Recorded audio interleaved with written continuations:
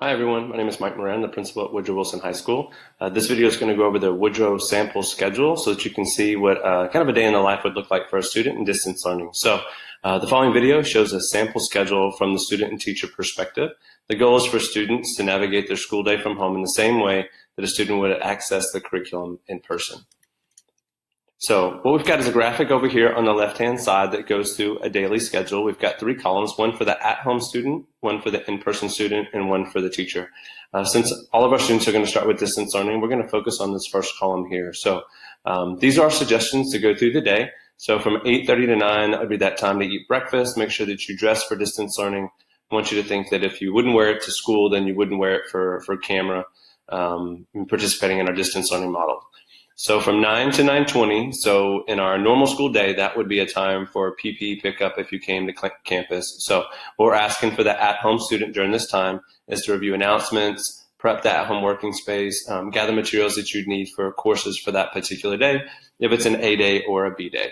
And then in between each one of our classes at school, there's going to be a 10-minute transition. If you're a distance learner, that 10 minutes would be an opportunity for you to get reset, make sure everything got submitted, make sure you were set up for the next period that was coming. So in this 9:20 to 9:30 block, then you would get organized for your 1A or 1B class. On our bell schedule, you meet with 1AB.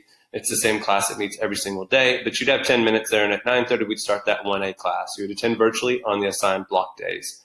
Then from 10:15 to 10:25, that would be closing out, making sure everything was submitted for 1A or 1B, and then you get organized for 2A and 2B. Start your 2A or 2B class if it was an A or a B day. Go from 10:25 to 11:50. And then from 11:50 to 12 o'clock, again, you're submitting all your materials for 2A or 2B, and then you're getting ready for your 3A or 3B class. You'll see that 3A or 3B is a little longer, from 12 to 2:05, so it has time for a 35-minute lunch in that one. But then when that finishes, again, a 10-minute transition from 2:05 to 2:15. Close out, make sure everything is submitted for that particular class, get ready for 4A and 4B. So it was an A day, 4A, attend class from 2:15 to 3:40, 10-minute transition from 3:40 to 3:50. Then we'd start your fifth class, 5A or 5B. Again, this is a class that you'll go to every single day. We finish our school day at 4:35. That's so that we have time for the PPE pickup and time for our transitions, a little bit of time in between each lunch to make sure the cafeteria gets cleaned as well. So as you close out your day from 4:35 to 4:50, you want to make sure that all your assignments have been submitted, organize your at-home learning area to make sure it's ready for the next day as well. So key points, the school day starts at 9 o'clock and the school day ends at 4:35. There's built-in time for safety protocols, for entry, for transitions, and for lunch.